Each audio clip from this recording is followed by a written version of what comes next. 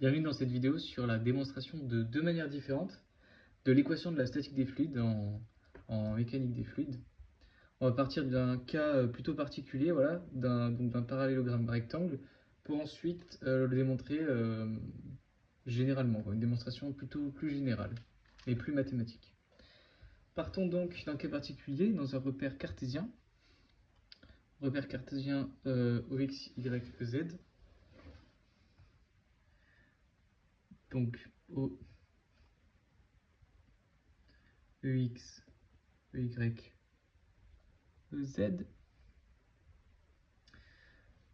On va noter l'élément de volume, qu'on peut appeler dV, qui est équivalent à D3, mais de oméga, parce que en mécanique des fluides, on note le volume oméga et la vitesse débitante ou vitesse V. Donc là, ce sera plutôt un oméga.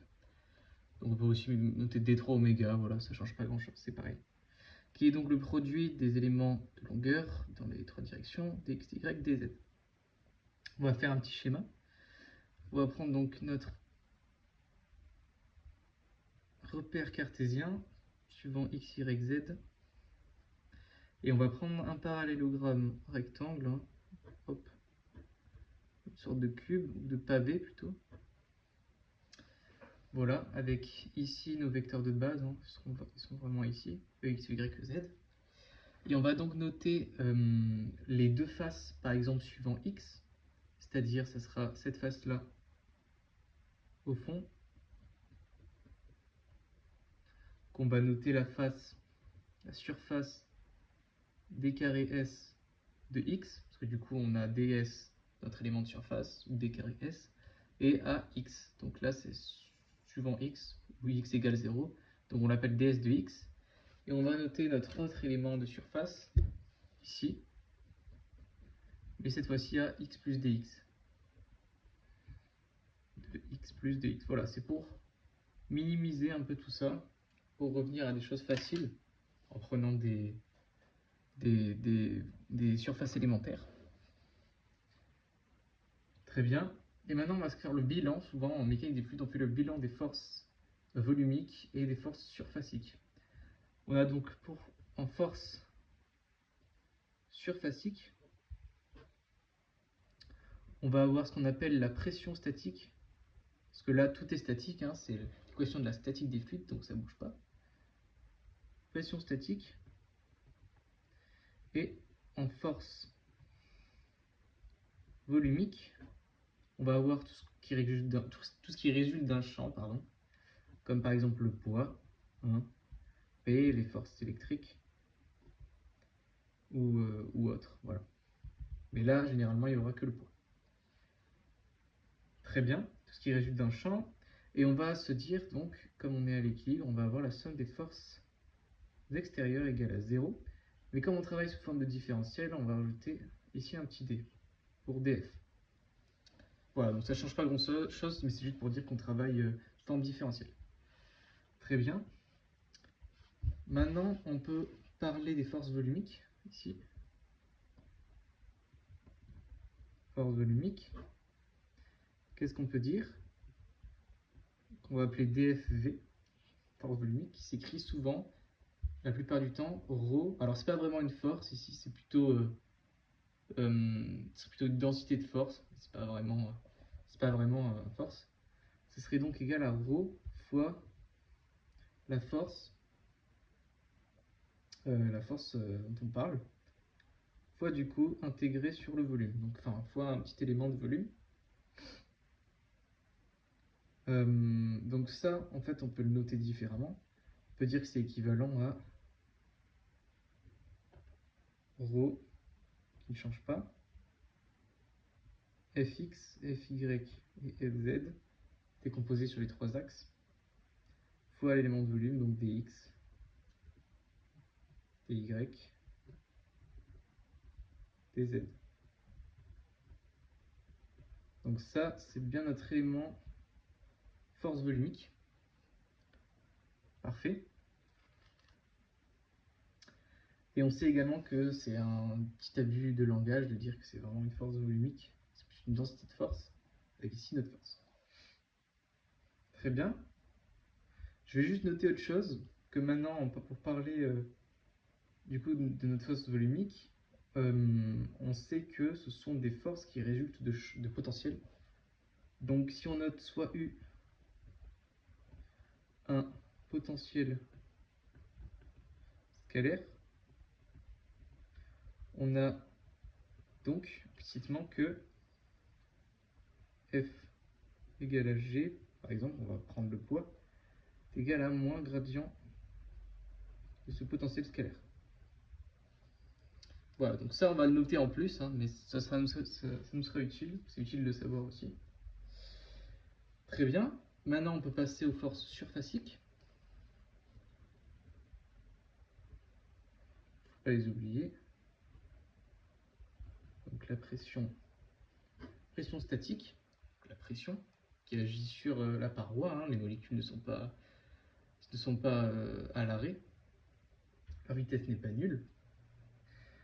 Il faut savoir que ce sont des forces qui sont perpendiculaires à EX, du coup, si on parle cette fois-ci de la pression sur ces parois, on voit que ce sont des forces qui seront directement perpendiculaires à ces parois. Donc ça sera orienté comme ça. Elles vont taper comme ça les molécules, ou comme ça. C'est comme si vous poussez sur la paroi, suivant le X, ça sera perpendiculaire. On est d'accord? On peut donc écrire d f de x, par exemple, pour cette paroi-là. On sait que la force, par rapport à la pression, la force est égale à la pression fois la surface. Du coup, la force de pression statique, c'est égal à la pression fois la surface. Donc c'est égal à P de x. On est toujours en x, là on n'est pas en x plus dx, il ne faudra pas l'oublier. P de x fois la surface, qui est d carré sx. Et on n'oublie pas, selon EX, parce que c'est le vecteur entrant qu'il faut prendre en compte. Ici, si on est sur cette surface, on aura le vecteur dans cette direction-là. On ne voit pas trop. C'est ma faute. Je vais prendre quelque chose qui doit se voir un peu mieux. En rouge, par exemple. C'est le vecteur qui est entrant à la surface, donc selon EX. Voilà. Et on voit que de l'autre côté, ça sera l'inverse. Parce qu'elles vont pousser comme ça. Mais ce sera du coup vers là. Donc P de x selon EX, on est d'accord? On peut également déduire que ça me fait P de x, l'élément de surface, c'est bien dy dz, parce qu'on est suivant x, et donc l'élément de surface, ce sera un vers le haut et un vers la droite, donc z et y. Donc dy dz, suivant x toujours, donc ça c'est bon. Et on a la deuxième, donc ça va être la première.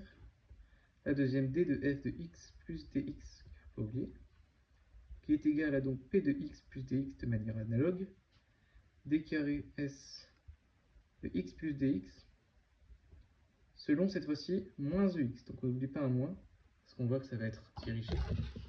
Ça va être dirigé dans ce sens, vers là-bas. Bon, j'agrandis hein, les flèches, mais c'est pour bien vous voyez. Donc ce sera selon moins EX. Parfait. Donc on peut écrire c'est égal à moins P de x plus dx fois dy dz EX. Très bien. Ce qu'on peut faire, c'est noter la résultante, du coup. La résultante de tout ça. On va noter sigma, somme. D carré de f de x plus d carré de f de x plus dx est égal à, du coup, moins p de x plus dx plus p de x fois notre surface dx, dy dz, pardon, ex. On se retrouve avec ça. Si maintenant on divise des deux côtés par dx, ça va nous faire moins p de x plus dx. Il faut reconnaître qu'on a la forme là d'une dérivée. En p de x divisé par t de x, voilà, on divise. Et donc ici, si on divise par dx, il faut également multiplier par dx. En fait, c'est comme si on multipliait, on faisait fois dx sur dx. Ça nous fait comme si on multipliait par 1. Donc, on multiplie par dx également là. Donc, ça nous fait dx, dy, dz, ex. Et ça, c'est nul autre que la définition de la dérivée de la pression par rapport à x. P de x plus dx moins p de x sur dx. Sauf que ça sera effectivement négatif du coup. Donc ça, on peut noter que c'est moins 2 de p sur d de x. Et donc fois dx, dy, dz, qui est notre élément de volume, dx, dy, dz de x. Voilà. On a bien donc des forces surfaciques égales à ça. Donc parfait. Maintenant, ce qu'on va faire, c'est qu'on va appliquer tout simplement le PFD, principe fondamental de la dynamique, comme quoi la somme de toutes les forces extérieures est égale à 0. Et ici, c'est tout simplement la somme de notre force dynamique, enfin notre force surfacique et notre force volumique. Donc PFD, on a d de f surfacique plus d de f volumique égale à 0, équivalent à d de force surfacique, on l'avait noté ici. Force surfacique, c'est ce qu'on va faire, pardon. On a donc moins d de p pression, dérivée de la pression par rapport à x, dx, dy, dz, ex, plus force volumique, qui est d'autre que ça, ρ fois f de x, dx, dy, dz,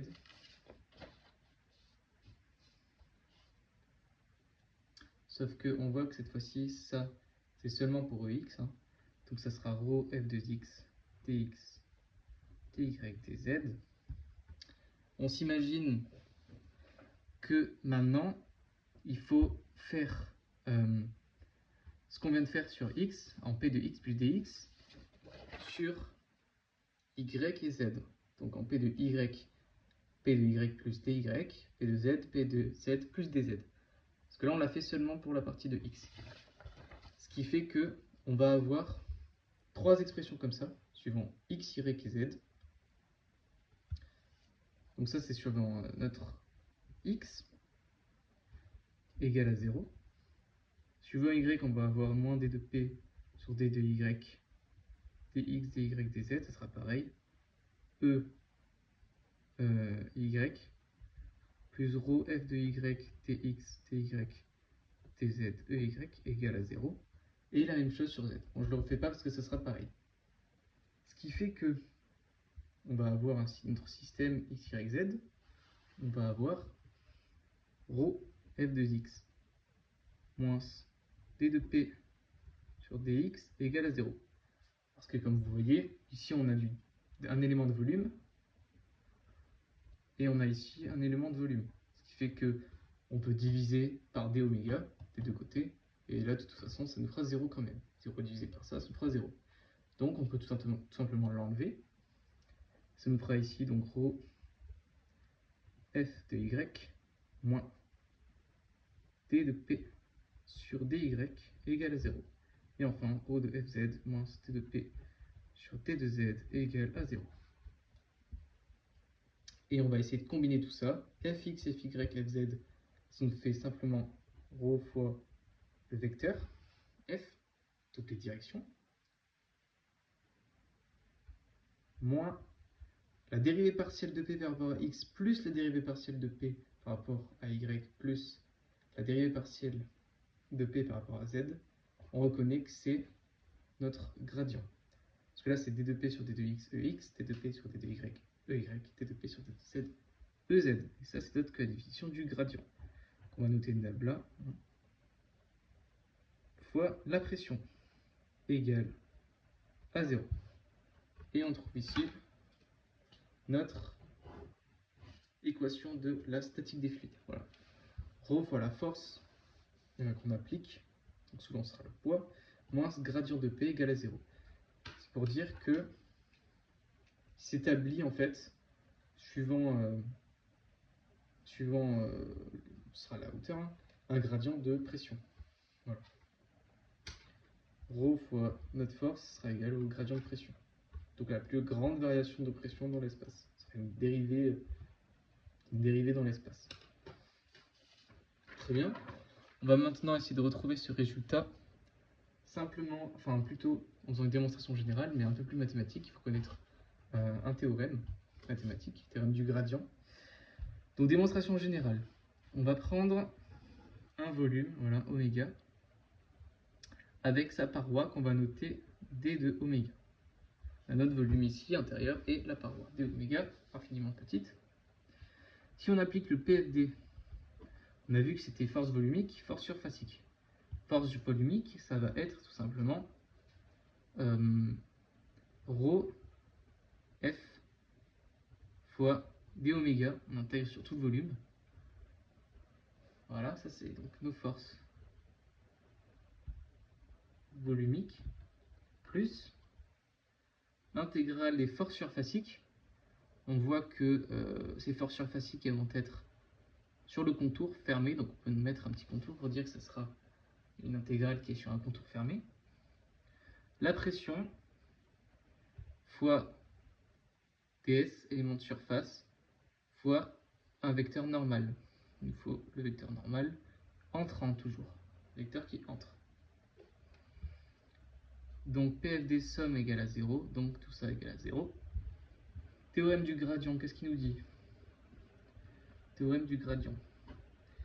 Il nous dit que l'intégrale de P n vecteur normal sortant ds est égale à l'intégrale, j'ai oublié de mettre sur le volume, hein, et sur la surface, le contour.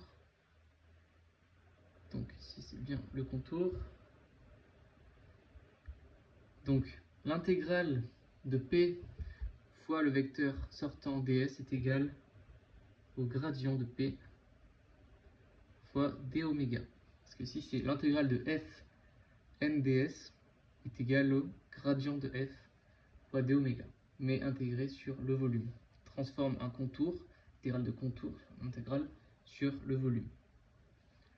Donc ça, on va reconnaître que c'est notre terme ici, sauf que nous, on a pris un vecteur entrant. On dit que c'est tout le temps le vecteur qui entre, mais le vecteur entrant, c'est le vecteur qui sort fois moins 1. Hein, c'est moins le vecteur qui sort. Donc, on peut dire que PFD, si on applique le théorème du gradient, on a bien intégrale sur le volume de rho f d oméga, moins, cette fois-ci, grâce au théorème du gradient, moins, bon, si on peut mettre ça, on transforme en moins, je vais faire en deux étapes, moins du coup, intégrale circuit fermé PDS NE, enfin PDS NS, pardon, parce que si on met un moins, on est obligé de changer le vecteur normal, égale 0. Ça équivaut à dire que intégrale sur le volume de rho f d oméga moins intégrale sur le volume du gradient de p d oméga égale à 0. Et donc on voit qu'on a la même intégrale, même intégration, même variable d'intégration. Donc on peut dire que l'intégrale de rho f moins gradient de p d oméga égale à 0 sur oméga. On est d'accord. Et donc ça, on peut sortir, ça fait intégrale de d oméga. Ça nous fait donc rho f moins gradient de p égale à 0. Et on retrouve bien plus rapidement l'équation fondamentale de la statique des fluides. Voilà, on la traitera, on l'utilisera après dans divers exercices. Merci d'avoir regardé cette vidéo et à la prochaine.